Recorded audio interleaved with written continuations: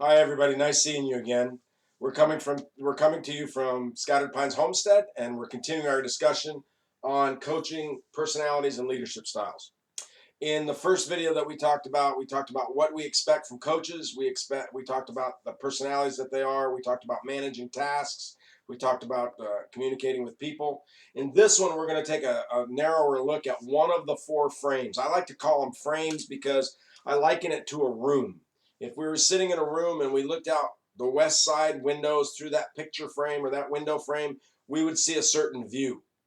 If we turned to the east and we looked through that one, we would see a certain view.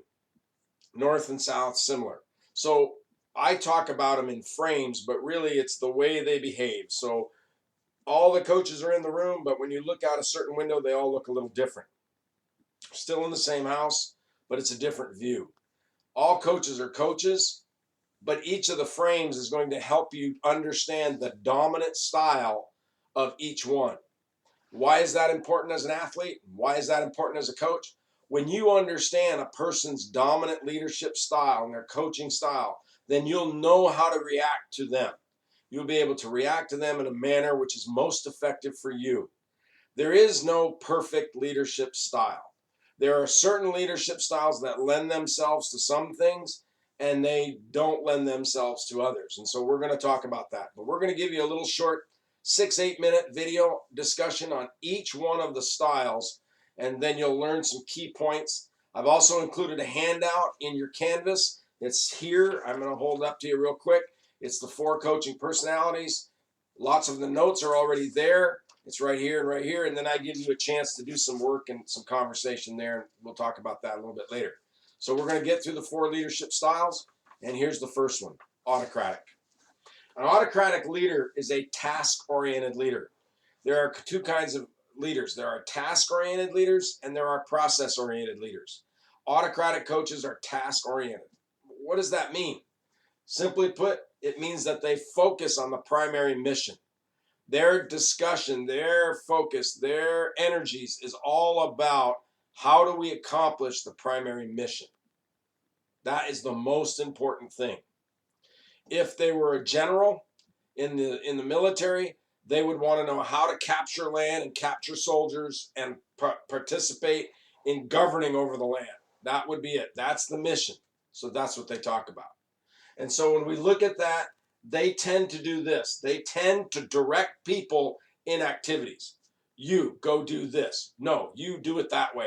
I want it done such and such a way. Wait until the timing is just right. You can watch a coach. You don't have to know anything about them. And when you watch their leadership style, when you watch their communication, when you watch their body language, all those kinds of things, once you understand these four frames, you're going to know a lot about that person without ever having to interview them or ever even working with them. So an autocratic leader is focused on the mission. They don't care about a lot of other things. They care about the mission. The mission is the most important thing. And so they direct people and activities. One of the things that you'll see is they rarely seek advice or counsel from people under them. It's not very often. And when they do, they normally do it in private. For example, a head coach might have 3 assistants and he's a very dominant, autocratic leadership person.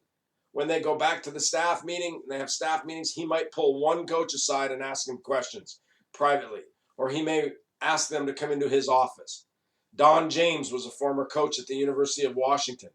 Don James was the head coach. He was never on the field during practice. Never. He was up in a tower. Every day he climbed up to a tower and he watched the practice schedule and all the assistants doing it from up above.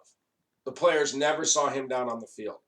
I had a number of players that trained with me in the off season here at Clark, and one of the things they said, one of them was a wide receiver, and he said he got recruited there and he met Coach James then, and in the 4 years he was there, he had 3 conversations with him, 3 personal conversations.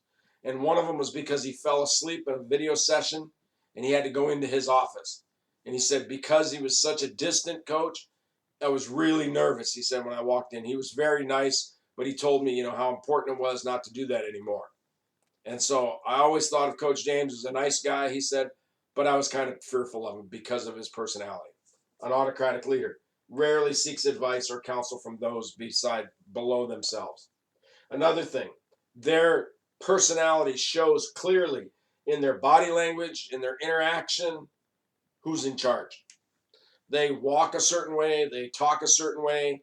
If a true autocratic coach is a dominant personality, when you walk in and you see him, you know who's in charge. You don't have to ask the question. You can see it. They'll do it in the tone of their voice. They'll do it in the way they direct activities. So you can see it because they're focused on a primary mission. They direct people. They rarely seek advice. And they clearly show in voice and language who's in charge. The next thing is the phrase. I try to give you a phrase for each one of these. The phrase that fits best for an autocratic leader is my way or the highway. That's it.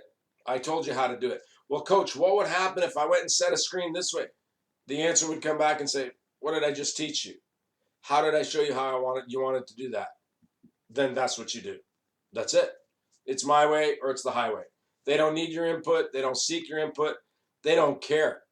It doesn't mean they don't care about you. It means that when they're focused on the task and the primary mission, everything else is not so good. It doesn't matter. It's not as important. So you can see where somebody might be, that they're working hard at getting conditioned or something. Somebody comes up and says, hey, Bobby's getting sick. Bobby's not keeping up with this run or whatever.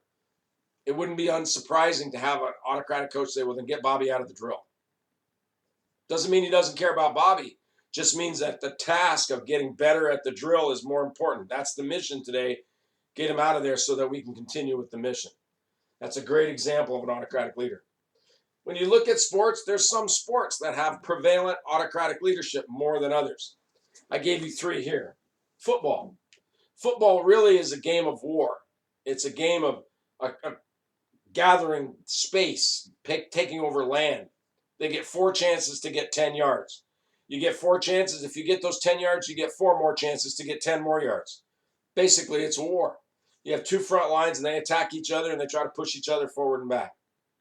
Very autocratic. This is what we're going to do. This is how we're going to do it. They got lots of people, 11 men on a team.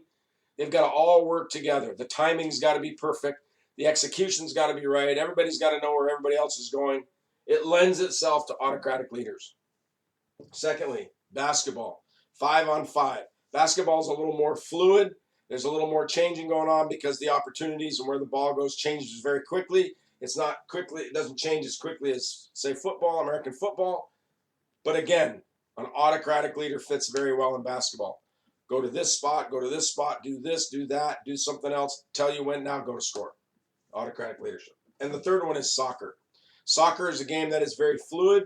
It changes up and back all the time. But even within that fluidity, there's a mission. There's a way to play. Soccer is another one that's very good for autocratic leaders. Some that are not as much. Golf. Golf is a very individual game. It's played social distance. It's played over lots and lots of yards. It's very fine-tuned with the skill set. Every player has to play their own ball. It's much more individualistic. So even though you may have a coach that trains a lot of things like that, they can only be so autocratic because once they get out on the course, there's nothing the coach can do. You can't take a time out and tell them, no, pick up that ball, move it over here. That's not where I told you to hit it. It's a great example. Another one would be tennis. Tennis, you may learn how to get the skills in an autocratic manner, but once you play, you have to react to your opponent. If your opponent is kicking the ball or hitting the ball in certain places, then you have to try to follow it. There's not a whole lot of opportunity for autocratic leadership. And the third one is track and field or cross country.